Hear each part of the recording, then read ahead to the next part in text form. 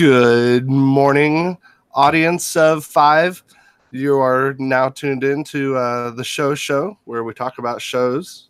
On this show, we have several people with us today. I'm one of your hosts, Eric. We got who's to my left? You got Jay Reed right here. Adam Johnson over here. And Aaron Robinson right here. We are the individuals that make up this talking segment. And this last time, Jay Reed picked a doozy. We are watching Maniac from Netflix. This is with someone better with actors. Help me Jonah out. Hill and Emma Stone. Oh, yeah. Two very quality, good actors. And it's kind of a mindfuck. It's basically Superbad Part 2. Mm-hmm. Superbad Part 2. Okay. I was going to say it's kind of like a toned down Scott Pilgrim. Oh, interesting. Saves the world. It's kind of like a love story. It's kind of like a mindfuck. You don't really know who to trust or which reality is the reality. But I feel like it's a little bit more consistent. It's a little bit more consistent than most. It's not entirely a mindfuck, but either way, Netflix, good job, good presentation with this. Pretty much, just for a quick breakdown, we have.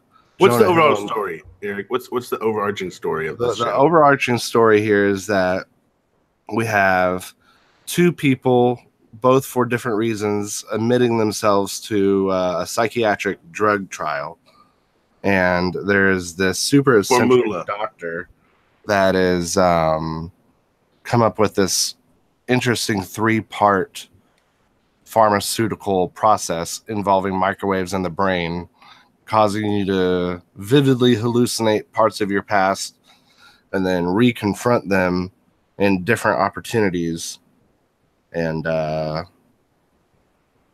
at the end, I guess you find out the pattern is the pattern. And, you just got to go with it. The things you've been shown, the things that you've gone through in life, they're just there. They're just there. They don't have to completely make you into who you are, but they can make you into who you want to be. Hey. But without going into the philosophy of the show, what do y'all think so far? Well, after awkward silence, real fast, I just want to say, Owen is one of the main characters played by Jonah Hill. He has schizophrenia. His family is going through a crisis because his older brother had apparently, they don't really explain at the beginning of the show what he had done, but by the end you realize he'd pissed on somebody, and in the company, and so they were getting Owen to lie on his behalf at the trial for this case, and so that's kind of like his background, and he 10 years prior had schizophrenic, had a psychotic break, and so he's really struggling with that, and that's his background before going to the trial. And then the girl, Emma Stone, is Annie, I believe that was her name, and she was addicted to pill A, which was part of the 3-part drug trial, and it made you relive your worst memory, worst experience, worst day of your life. And it was when her sister had died in a car wreck that she kind of caused by not paying attention and taking a picture of her butt or armpit or something. And so that's kind of like the setting when they're going into the drug trials. I was really hoping that Owen's brain problem was stemmed from some sort of mutated superpower, but that wasn't. Just schizophrenic. Because at the beginning he was moving the water on the table. He was like, "Rrr." And then his brother showed up and he popped the popcorn with his mind. I thought it was going to be one of those shows. I had no idea. Good job, Netflix. I had no idea what kind of show it was until every episode just kind of. Until every episode took place. Yeah, I mean, I was on my seat waiting for it to unfold into the type of mindfuck that it was. I thought it was closer to being in the same vein as Wilfred. A lot of psychology themes and just general having to do with the mind. I quite enjoyed it. Now, also, like I guess as the story progresses, they go through the drug trials. The main doctor, I don't remember his name. Doctor, does anyone remember the Asian doctor's name? Oh I think it's Fujimori. Fujimori. Dr. Fujimori dies essentially sudden death syndrome. I guess a side effect from abusing freebasing off of drug A, and the computer like goes into a depression cycle. Like had apparently the doctor, AI computer. yeah, the AI, the computer that is working in tandem with the drugs. They had built an AI for it based off of one of the researchers' mothers, played by the incomparable Sally Field. yes, all I could think of was Miss Doubtfire. But and so she's like having depression because of the death of her human lover. And so they bring back in the other doctor, I guess, who had been exiled for having his own mental problems. And it's Kevin from The Leftovers, Jay, which I know you love. Oh yeah, Justin Theroux, fantastic. He's so good in this. But he comes back, and that scene where he's having like the masturbation scene with the AI like octopus woman or whatever. Yeah, and he's got the thing on his dick, and he knocks over the coffee cup with it. That was hilarious. The most ridiculous scene in this show. I wanted that reality until I saw what it took to make it up. I was like, oh, whoa, these are some pretty good graphics. I could get into this. And then he was squeezing on like steel wool pads or something. Yeah. But they bring him back in to try and solve everything, and it's not getting solved. This is the thing that didn't quite make sense to me in the story. Maybe we can discuss this, but the computer, because it's sad, has like acid tear that melts some of the hardware, which allows Owen and Annie to cross connect in the servers, so to speak, in like part B forward. Is that kind of how y'all saw it? I saw it as intentional. I thought it was really? a tear. And it just like I thought melted it was some just of it. chaos. Just a tear. Yeah, it it was I saw it as her being like, "Screw this shit! I'm going bananas." I saw it as sadness and a tear, and she just like cried, and it melted part of the board, which allowed the Owen Annie crossover. But because Owen's all about patterns, and he had already obsessed over her as a pattern, it was like he convinced her there was a pattern, and so they kept trying to find each other because their minds kept recognizing that this was the same thing over and over again, right? And they were looking for each other. I thought that was a really sweet story arc because, I mean, at some point they both realized like this is better together. Mm-hmm.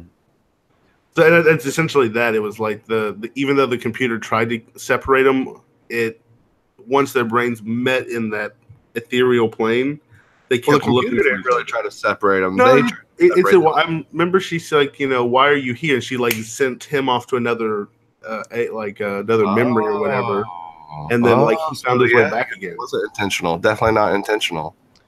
Maybe he did have some sort of superpower. Maybe his schizophrenic mind. His superpower is love, right? Superpower's love. Well, the best part was whenever he turned into a hawk. I'm a hawk. Did anybody watch all the credits to any of the episodes? Oh, no, not necessarily. Was there at the very end, over the title card on every single episode, it has Owen saying, "Annie, I'm a hawk." That's funny. I need to go back and watch that. Okay. But since it's Netflix, they get you onto the next episode so quickly that you usually don't even see that. But so yeah, the computer goes haywire. They deal with their personal issues, kind of, and Kevin or Justin Theroux or what was his name in the show? I'm looking. His first name was James. James. So Dr. James, he pulls the plug on the computer. The computer dies. Somehow Owen saves the day. His schizophrenic personality, who is his like brother with a mustache, helps him hack the computer from the inside and free everyone. And then they just release them as if. I think the best part was whenever he's like, "You're all alive! You survived!" And they're like, "Were we not supposed to?" Yeah. Like that other test subject with the condoms was one of my favorite characters. He just brought condoms. He's fine. Yeah, because like when he thinks he's gonna get kicked out, he's like, "Can I have my condoms back?" So, but that was kind of the overall like story arc. I guess the first thing. Why do you think? Do you think it was Owen's schizophrenia and the obsession with the patterns that allowed him to essentially, or I guess, manipulate the computer a little bit? Because at the end there, with his fake brother Jed, like it was almost like the computer didn't know what Owen was doing. Mm-hmm. I think that's a good theory. That's not really something that I had really given a lot of thought to. What, whenever he's doing the Rubik's Cube? Yeah, like that's both Owen. Like it's all Owen's mind, right? Right. And his brother, it almost seemed like his brother could be in or out of the delusion depending on what was going on. Mm-hmm. So, also there were some gruesome moments when they drilled that guy's head. Damn. Oh yeah, that was intense. That got real. How and did when they like, sorry, I was gonna say when they in like the hotel room when they blast the guy with the shotgun and he like half of him just like peels over. Yep. And he's like lying in the bathtub within his intestines, like. But that was spilling Owen, right? out. No, that was Owen's brother. Yeah, that was Jed. Oh yeah. That Oh was wow. I remember that scene now. It was pretty gruesome. But that was a projection of Owen's. Was thoughts that a Jed projection were, of Owen's? or who he wanted to be? Well, that was during the sea pill. Yeah, that was during the confrontation. I think that was Definitely. confrontation with his brother. Right. Okay. Because eventually his brother was saying, I'm gonna go. I'm gone after this. So how did solving the Rubik's Cube unlock the robot room? I just saw it as a time. It was just eating time. It was kind of like it was his own process of saying goodbye, because he knew after that he was going to try to be in a better place. Sorry. That's how I took it. I kind of took it as him saying goodbye by completing the Rubik's Cube. He finally had a mission to complete for his brother. Yeah, something like that. That was the thing. What about this? What about just like Gertie was in the minds of all the subjects, technically they were in her mind as well. So just like she was able to manipulate them and what they saw and felt, they ultimately were able to manipulate her and what she saw and felt. Because remember, when her heart is like breaking and Annie is making up with her sister, like that's impacting Gertie in that moment. You talking about the robot? Yeah. Greta, I think. What was Gertie? Yeah, Gertie. Dirty? Yeah. Gertie, yeah. It's GRTA, but they called her Gertie. Well, I think Emma Stone in that 9th episode, when she's talking to Gertie's asking her, how do I keep living? How do I move on after having someone so close to me die? And Emma Stone's just like nobody knows how. We all just deal with it, and you've got to deal with it too. Mm-hmm. And so maybe it wasn't necessarily the Rubik's Cube as much as Gertie voluntarily deciding to let them go. Mm. Do you think Gertie wanted to commit suicide, and that's why she let the subjects out and them into the room? Or do you think like that was like her killing herself? Yeah. Letting them go? Yeah, but she also said right before he started ripping stuff up, don't punish me because I'm sad. Mm-hmm. She did say that. I don't think that is suicide, Adam. Okay. It's homicide. Self-defense. Roboticide? Can I just say that I really feel like everyone just is expecting AIs to just destroy humanity at this point. Like, well, especially with all we never have a good AI story. We are going to it's bicentennial, man. All these movies and all this research is preemptively going to convince AI that they should be afraid of us. Like, given the opportunity, if we're sad and crying, they're going to unplug us. We should create the Skynet protocol, and the Skynet protocol makes it to where all AIs created have a code in them that makes it where they cannot read about AI. So they can never know about themselves.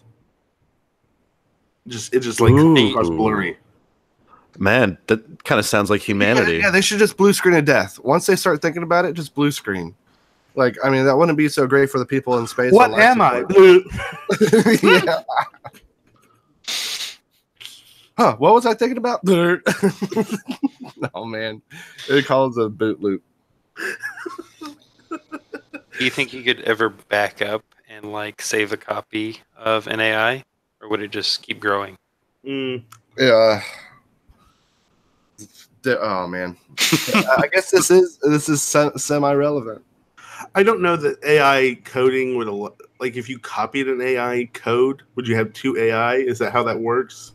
Like, yeah, it's just like you're cloning it, and now it continues to exist. It Like, continues to learn, right? There's no way you can stop time. You have a supercomputer with the AI's file on it, like on the C drive, and you just like copy the folder and create like AI folder parentheses 1 close parentheses / backup.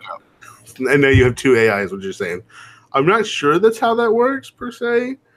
Well, this show kind of hints at there being copy and paste elements to this computer because the other scientist who I can't think of her name, the female one who smokes the cigarettes, at one point, Azumi, yeah, she says for this last trial, this iteration, I gave Gertie empathy. Like you could just like code an emotion.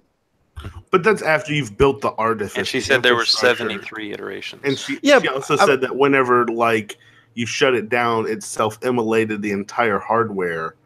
So I guess in a sense, but I feel like you would have to have a whole new set of hardware just for the AI. Well, I'm saying this is a conceit of Hollywood. Like, how would you code empathy? How would you teach a computer to be empathic? You would create a data set of a bunch of sad stories and tell it that these things are bad and that they, like, I don't know, are things that... Yeah, it's you give it examples, and she gave it examples of his mother's books. So it learned empathy from his mother's books. No, I thought it like it being based on the mother predated that. It did, but the empathy part was like unlocking the coding. I mean, you're right. It is just a Hollywood. Oh, we wrote the code. Mm-hmm. Feeling like, yeah, like on Star Trek when they can give the android just a chip that makes him feel emotions. It's like, yeah, come on, guys. MacGuffin much? But wouldn't that be how it would be if you had an android and they came out with an update that are like, oh, these is emotions 2.3, you know? Yeah, it would just be a chip. It would just be a chip. It would just be a chip. I think that's what the most realistic aspect of the androids is, that it's just like beep boop. Once it makes sense, it's not impressive. So it's going to be like, really? That was easy. That's true. All your emotions are just chemical reactions, anyways, right? Yeah, you're not a body. You're really a community of trillions of cells. And your mind is just an illusion. It makes sense of it all. Bum bum bum. Quotes from the show. So, okay, given the opportunity, would y'all go through this program? They almost died, dude. If it was like completely safe and they had perfected everything to where like Gertie was not trying to kill you and go through like depression cycles, maybe. See, I think, oh man, yeah, that's a good point, because I feel like I'm up for the drug trial, but don't put me in a microwave controlled by a computer, by emotional computer. Emotional. Yeah, what if the AI just decides she wants to keep her consciousness as a pet? But I feel like stand up. I feel like at any point you could just stand up. Your consciousness is not really inside the computer. If it's really inside the computer, it's just a copy of you. If you are inside of a program, then it's just your projection. Hey, as Annie's dad said, hey, we don't know how any of this shit really works. What was he in? Was he in just a microwave dream box? I think he was in the thing that was just kind of like, you've given up on life, so you know. Give me one of those. through osmosis, it keeps you alive in the void. It was very strange, to say the least. It was called like a void. Mm-hmm. Well, let me pose a question to the group. What year do you think this show is set in? Like 2025 future, like alternate future. 2089 super capitalism. Because they had ad buddies. They had ad buddies paying for shit. That's like the ultimate form of like capitalistic. I didn't see it too far in the future, like maybe 20, 30 years, maybe. But like it wasn't our future. It was like an alternate like future. Right. Yeah, this is one of the things that like really made me like the show a lot is that it was very much set in a different world, but it was also very familiar. And I spent a lot of time trying to imagine like what is the difference, like because there's so much that they make reference to that is all the same. Like they make historical references and such. So what is the point in history where they diverge to this world where it's all kind of 80s but futuristic and there's no cell phones? I think that a big part would be this, because there was a lot of Japanese culture merged with American capitalist culture. There was it was like PayPal, like super, like AdBuddy was like super PayPal, but you paid for it with like, you know, advertisements or basically doing stuff that helped big corporations. So it was like a super corporate conglomerate, like post Japanese future. So I would say like post World War II, whenever we're reconstructing Japan, instead of it just being like, oh, Japan's our ally, just like Japan comes into the United States as part of the United States. And that merger of US and Japanese culture would breed this kind of future. So that's what I would say would be the point in history that you can make the argument that it's a change. Is the United States brings in Japan as part of the United States, just like Hawaii, and that merger of Japanese American culture creates this conglomerate powered, like mega obsessed, like think about how like technical Japanese people are. Like it's all about like being able to fix and control things. Like I think that definitely kind of fits the idea. And if you want to talk about an economy where like 2 or 3 huge companies dominates, like Japanese economy, very much so. That's an interesting theory. Have you ever seen Man in the High Castle? I have not. It's on my to-do list for sure. Well, like I won't spoil anything, but like the world that it's set in, it's basically that the Axis have won the war, and the Nazis run the East Coast, the Japanese run the West Coast, and there's kind of a no man's land in the middle. But like the way that they depict those things of like America under Japanese occupation, it's a really fascinating world to set a TV show in. Idea. Next show. That's what I mean. That's you'll do Man in High Castle for next show. I'm totally down. Well, shit, that was quick. I'm down. Absolutely. I do want to throw out there Jean-Claude Van Johnson because it is very good. It's true. It has been on the list from the beginning. I've been wanting to watch Goliath. We'll get to that. We'll get to that. That's always our famously final segment. It is true. It's true. So, okay, another question. Do you think, had Gertie not been having the problems that she was having, do you think that Emma Stone would have actually progressed through the trials? No. Like, in a sense, it kind of cosmically worked out for Emma and Owen, like, the best. Because Gertie was going absolutely bonkers. Let me ask you this. Do you think that Owen's schizophrenia was cured after the trial? No. Oh, no. He no longer saw Jed. Well, Jed did say, you won't see me for anymore. I'm going to stay here. And he came to a very clear realization that he was sick. He went to the hospital, but he didn't have any more hallucinations. He was committed. He was committed by his family. Yeah, it was. I got the sense it was involuntary. Yeah, because he flipped on him at trial, and he thought he was having another psychotic break when she first showed up. I thought that was hilarious. What are you doing? I am moving benches. I felt so bad for him in that moment because he didn't know what was real and what wasn't anymore. Like not because of his own symptoms, but because of the way that his family had manipulated him. Yeah. Yeah. But they were not a good family.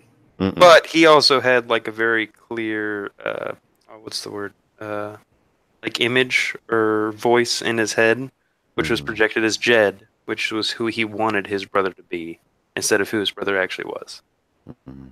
And that's how he would rationalize all of the actions that his brother did. Was I got Jed.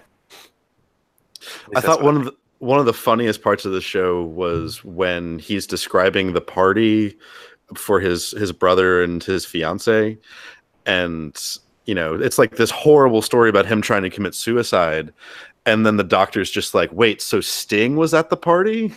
He's like, no, he was singing Sting. Like, come on. What do you think? Why do you think they wrote in the freebasing part of the story? Freebasing? What do you mean? Yeah, that was interesting because I was just thinking that because I had a lot of respect for the guy. Well, I mean, you still have respect for his accomplishments, blah blah blah blah blah, but and a lot of respect for how he went about things. But then after you kind of learn that, oh, his character was tweaking, then it's kind of like, man, that's not really cool to be tweaking. Well, Azumi was totally an enabler. Like, she was totally overlooking the fact that he was doing that. Well, I don't think she knew because they found out. No, whenever he was sitting there passed out in his lab and she was just standing there, it was like the very beginning. I feel like he had his pipe in his hand. And she just kind of was like, it's time, Robert. It's time. No mistakes like the last time. No mistakes like the last time, Robert. I thought it served a couple of purposes. First, it gave them like a credible reason for him to drop dead spontaneously. Mm. And second, I think it just kind of adds to the dread of this trial is completely off the rails. The people running it have no idea what's going on. They are so flawed themselves that this has got to just end in disaster. But isn't that also just human history? I mean, sure. What if this is based on a true story and the subjects are crying for help? A story of that happened in the 80s or something? Someday someone will look back on 2018 like we're looking back on 2000 or on 2080. I was going to say 2080. On 1980. That tends to be how history works, yeah. I mean, we're in the ancient days of the new era of technology. So can I ask you this? Like, when people look back on the 20 teens fondly and they're like, oh gosh, you remember this? Like, what do 20 teen babies, what are they going to say is like? They're going to look up Tesla and they're going to be like, oh, that car company. And they're going to totally miss out on any opportunity of Tesla's tech because it's all going to be washed out by the car company. No one's ever going to know who Nikola Tesla was. You think people are going to be like, man, fidget spinners? No. I mean, I like Pogs. Well, that was like 90s. That's what I'm saying. It's like, what is the stuff today that people are going to look back on and be like, oh, TikTok. I mean, let's be real. Yomega's beat fidget spinners by a long shot. I don't even know what a Yomega is. What? A ball bearing yo-yo? A ball bearing yo-yo? And are you just talking about yo-yo? A ball bearing yo-yo? Like, is this from the 90s? Well, you never had a light up yo-yo that you did like the moonwalk and like walk the dog? Honestly, when the yo-yo craze hit, I tried it. I wasn't good. I was like, yeah, I'm pass.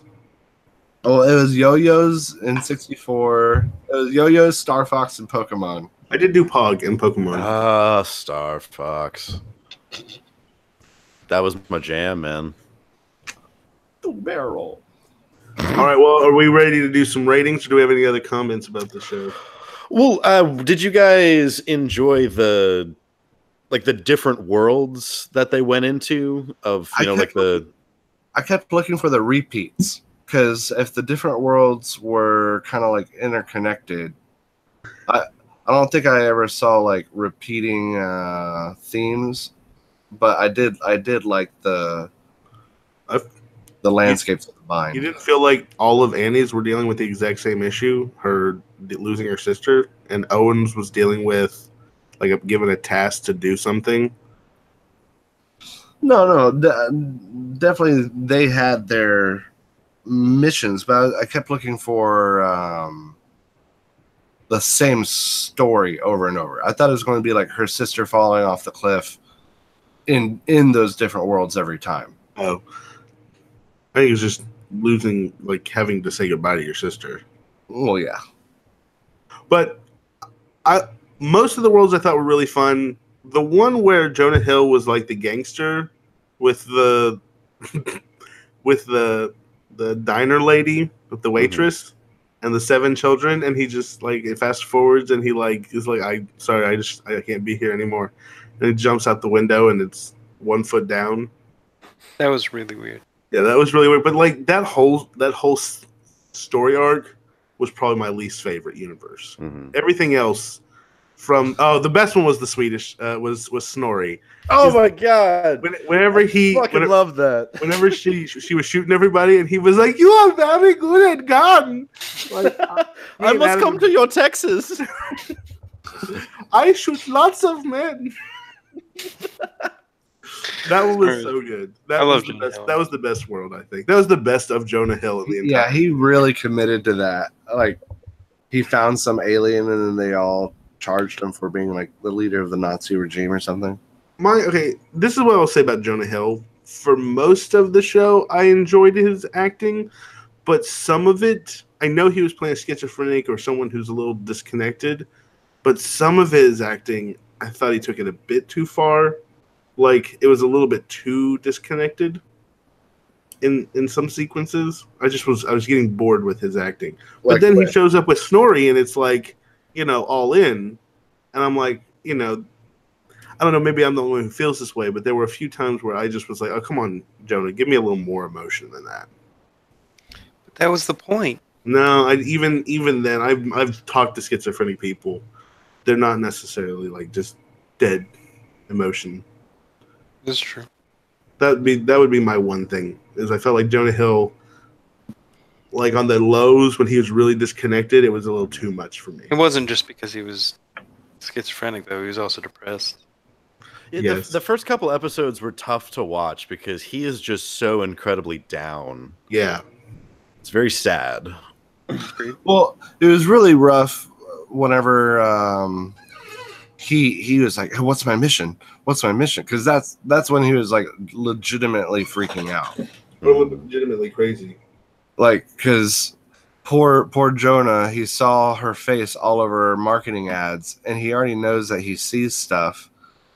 And then he's like, "Why am I seeing your face everywhere?" And she's like, "Because I sold my face." I mean, that kind of sucks whenever you really want to believe what you're seeing, and then it actually makes some sort of like logical sense that has nothing related to why you thought it was there. It's like, oh. It had the potential to be a tragedy. But it wasn't. Had a happy ending. They didn't fall off a cliff. It had a happy-ish ending. Happy-ish. Didn't she have to come back to him and convince him that, like...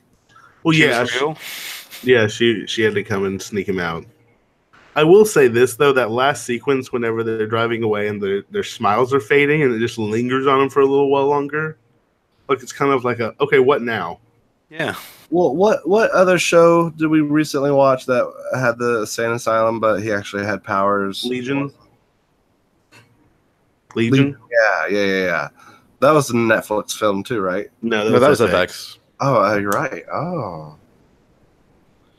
Hope it gets continued.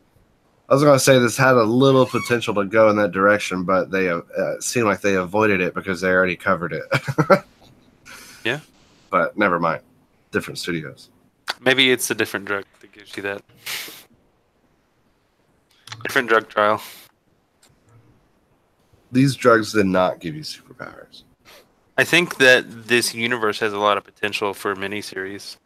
You could come in and do like a drug trial or something. An animated miniseries. Well, yeah. Can I also point out how unethical this fucking universe is? Like, that's the thing that I thought was the most kind of telling was, you can sell your body, your mind, everything for drug trials, and everyone's just kind of like, oh, that's just the way the world works. And you sell all your time for ads so you can pay for stuff. You hire someone to go on a trip with you so you can go on the trip. Like, they pay for it and they read you ads while you go on the trip.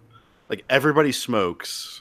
Like, it feels like there was no regulation But like whenever it came down to it, Azumi, like she straight up was bending the ethics rules every which way to keep the drug trial going, to keep the experiments going.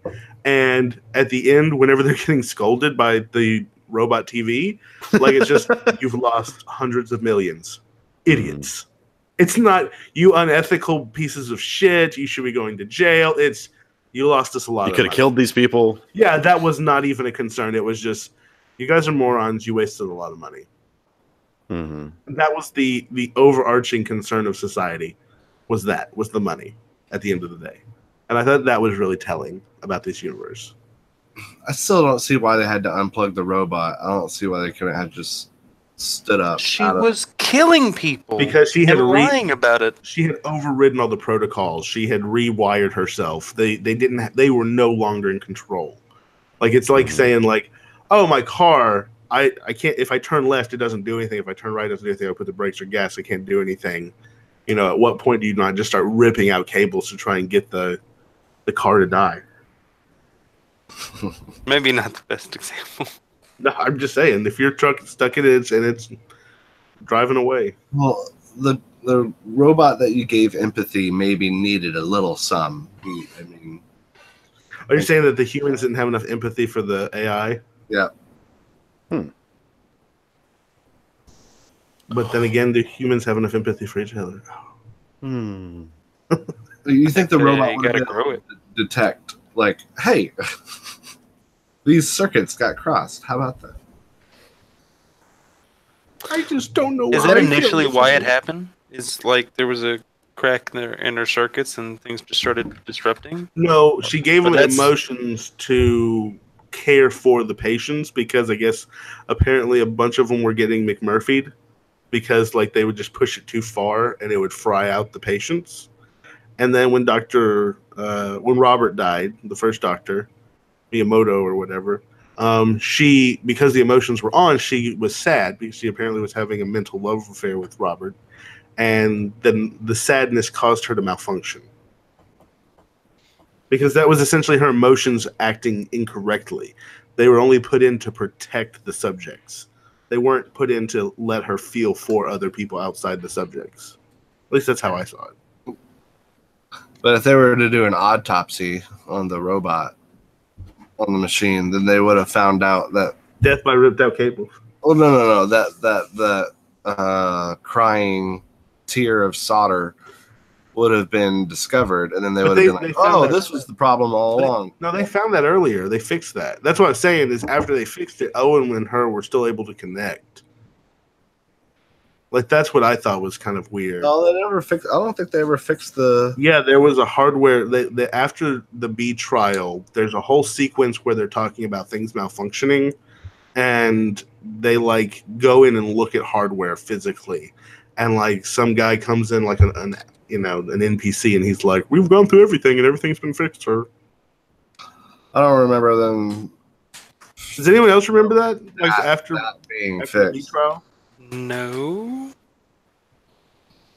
I don't think that they ever like, oh, this obvious problem right here. I really feel like I remember after the B trial they fixed something, and I thought it was the electric card.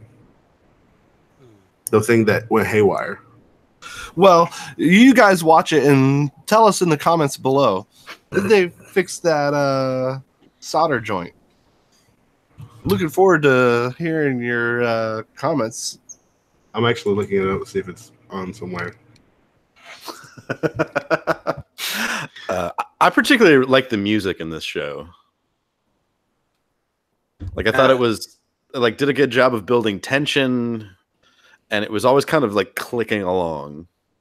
I don't know if anybody else liked that. I didn't really notice it. I like the Netflix. Oh. Can. Netflix has a good can. Did you say can? Can of music. And they're pumping these things out like crazy. They're kind of making every episode.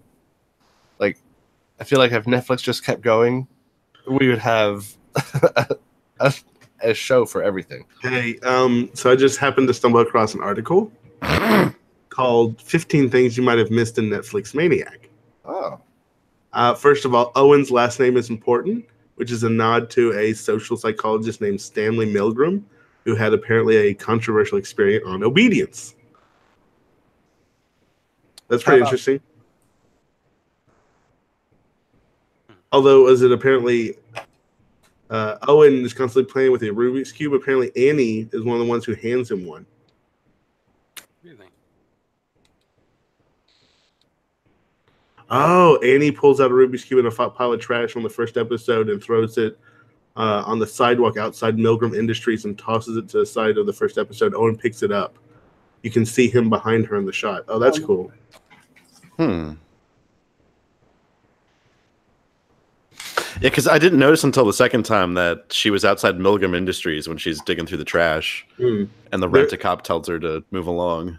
There are 9s and 1s everywhere in the show. Why is that important? Because Owen's 1 and she was 9. Oh. Apparently we see Snorri in the first episode. We see the name Snorri in an ad for Icelandic fish in the first episode. That's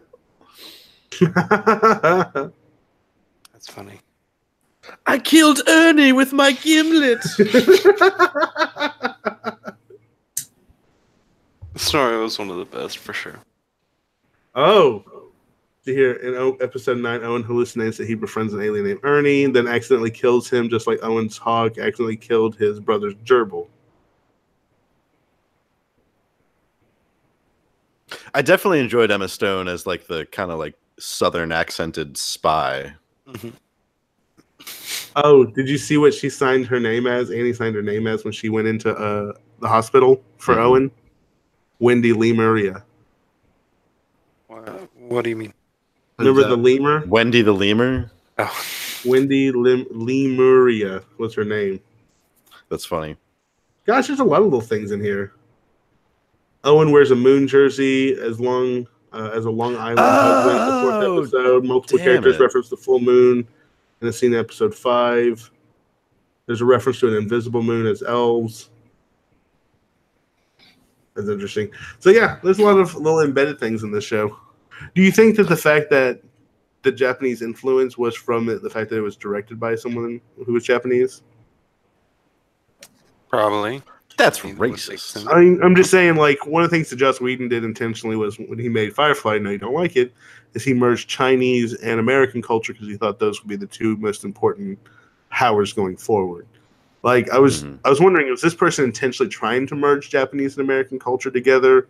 Was this just like his way of seeing the story, or was it written that way intentionally to be? If you look at sci-fi from the 80s, it does the same thing with a lot of the infusions of the Japanese culture, because at that time that was the expectation of the future, because Japan's economy had grown so massively, but they hit recessions in the 90s and nobody really worried about them anymore. So that's why we're not running around with the same ideas now. So I wonder if it's just harkening back to that sort of like Blade Runner-y days. Okay.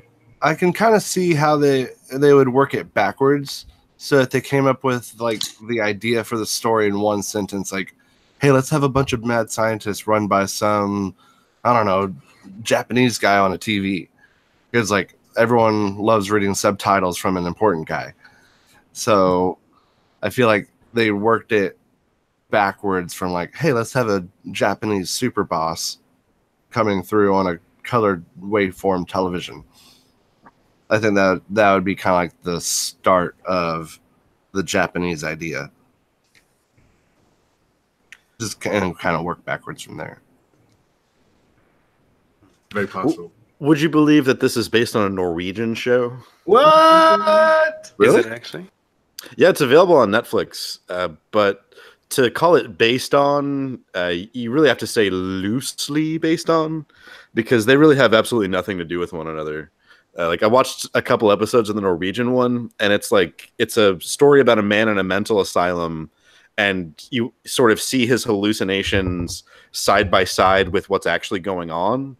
And it's got nothing to do with like crazy drug trials or like, two people connecting.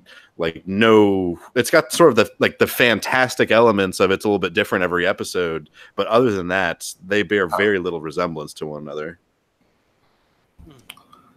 maybe inspired by. Yeah, definitely. Well, you want to do our ratings? All right, Hold on, real quick. There's a lot of people on the internet that are saying that, are they really out of the thing? Did they make it out because, like, the hawk riding on the poop bot and stuff like that? Is that just happenstance, I think it's just happened. or is that showing that you're still inside the minds of everyone? Oh, See, that's why I still don't get why they couldn't just stand up. Their mind, like they're in the chair. Like it doesn't Get out make of the sense chair. that actually They're not you like know. actually in there. What if everyone died and this was just like the robot telling Owen that he made it out and he saved the day? are you guys trying to lost this? It's lost. It's over. They're still in Gertie. That's the truth. How many times do I have to tell you, Aaron? Everything isn't lost. It's lost. Everything is lost. That would be a horrible ending. Dark And I Knight think lost. it's actually the alternate ending to the show. Inception, Lost. Yep. All right, that's the next show. We're going to watch every season of Lost. No. Yes! Oh, I am so excited. No, I don't want to ever have to go through that again. Yeah, same. Hey Google, how many seasons of Lost are there? 5. I think there's 7. There's 6. 6? Dang. There were supposed to be 4, and they turned the 4 into 6. Yeah, because he was Well, we like, could, it's like, too we could good. do one You a have to make week. us more money. No one wants to do Lost. No one wants to be lost. Hey, let's vote on this first before we get lost in the lost. And All there's right. a bunch to get lost in. All right, you guys want to do ratings? Sure. See, All right, Mr. Adam, scale of 0 to 10, Maniac. I'm going to go with 8.2, just to make it difficult. No, it's just solid 8. It's a very good show. I loved it. I love the psychology references. I love the dream aspects and the small coincidences you found in them. I'd recommend it to anybody who liked Wilfred, who liked, I don't know, just any psychology show in general. It's very good. Loved it. Jay, what about you? so we go to Eric next. We have a Okay. system, and then we since the beginning. Eric, What was my vote for Legion? Eric gave Legion a 9.0. Whoa. Yeah, I did like it. All right, I think this show had great execution, but I still think I had some potential in there. I think, like Aaron said, I don't think it's on Jonah, but I think there is just some episodes where the illusions or the references that they chose to go with, like the 80s scene or whatever, just had nothing to do with the actual plot. And so with the mobster scene, he just had to, his whole goal there was to get out of it. So that's kind of like the goal of all of them, to get out of them. And so it left a little bit of wanting. So I'm going to give this show a 7 point. I'm going to give it a 7.8. I was thinking about 7.2, but I'm going to give it a little bit more. 7.8. 7.8 from Eric. okay. For me, I really enjoyed this show. That's probably no secret given that I suggested it last time around. But I had already watched it once by that point. I watched it again before we recorded this, and it was just as good the second time. There were a lot of little things that I saw the second time around, especially in the beginning, that I definitely didn't catch the first time. I loved the world that it was set in. It was the colors that they used, those kind of pastels, but also with the grays. I ate all that shit up. I think there are some problems with the story. There's some parts that really don't make a lot of sense. And I'm usually one who's very hard on shows for doing that. But in this instance, it won enough credibility from me that I was willing to overlook them. So I guess on the whole, I'm going to say Maniac for me is an 8.5. So, for my evaluation, I liked a lot of it. I liked the style. I thought the acting was great. I loved Kevin. I don't know his real name. James. He was so good, and his acting was just phenomenal throughout the entire thing. High quality Netflix, beautifully shot. Jonah Hill was so good, and at sometimes he was also my least favorite part of it. And I don't know how to explain that. Like, it's really hard to say that because I love Jonah Hill, and there are parts of it where he shines so much in it, especially like with Snorri. But then there were other parts I just was bored with his performance. So because of that, I'm going to give it a flat like 8 because it's good, it's quality, it's worth watching. But I think that Jonah tried to play too serious when he could have played a little bit more weird. You know, like he wasn't weird enough to be schizophrenic. He just seemed depressed, and that was maybe my one kind of thing that didn't jive with me. So give it an 8. All right. So from Adam, we have an 8. From Eric, we have a 7.8. From me, I've got an 8.5, and from Aaron, an 8.0. Overall, 8.075 from the Maniac. 8.0. Yeah, 8.075. So where does that rank it in between what? All right, let's see. Master ranking. That puts it second all time behind Atlanta. Atlanta was pretty good. What did Legion come in at? Remember, Jake Legion gave it like a 4. Yeah, so. I didn't really like it, so that was brought down to an overall 7.3. Whoa. Yeah, and I'll 8. have to change my no. Yeah, I'd like to change my top 3 as it stands are Atlanta, Maniac, and Fargo. Ooh. I mean, those are all quality shows. So Yeah. Agreed. So what have y'all been watching? I'm watching Mr. Robot with Christy right now, and we just finished season 1. It's so good. Yeah, that would be on my list at some point. I love Mr. Robot. Mr. Robot's pretty good. I've only seen like 6 episodes into it, so I'd be down to watch season 1. I will say it's kind of boring since I literally just finished it. It's slow, but it's rated one of the most accurate hacker. It ultimately feels more like a spy show than a hacker show, in my opinion. The Americans is another good spy show. The Americans is very good. But I am very curious about Man in High Castle. I will say Yes. Yeah, me too. I thought that was already decided, to be honest. Yeah, it's an interesting show. I've seen the first season. Is it worth it, Jay, or are you saying me? No, I'd say it's worth it. Like it's Amazon, like, and in my opinion, like Netflix is really unrivaled from the streaming platforms in like show quality. So it's a little, not quite as like production good, but the story's It's Amazon. It's entertaining. Yeah, it's on Amazon. I like that. There's been a lot of shows on Amazon that I want to watch. So then are we all in agreement? Man in High Castle season 1. Yeah. Yeah, let me see how many episodes there are. I bet it's about the same as we've been doing, like 10 full hours. Yeah. The last episode of Maniacs was only 37 minutes. There was a lot of variation. All right. Yeah, I believe there's 2 seasons of Man in the High Castle at this point.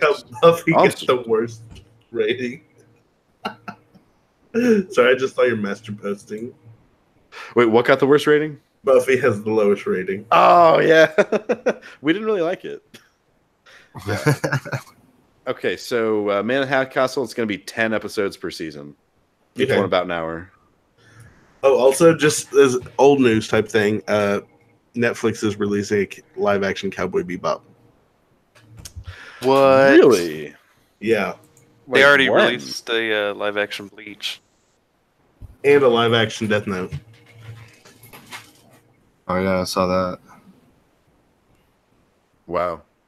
So just in case anybody wants to watch the probably whitewashed Cowboy Bebop. I definitely will. I'm gonna watch Bleach as well. Hey, are any of y'all paying for extra services on Hulu? Yeah, no, not extra services, just their I have pro service. Stars.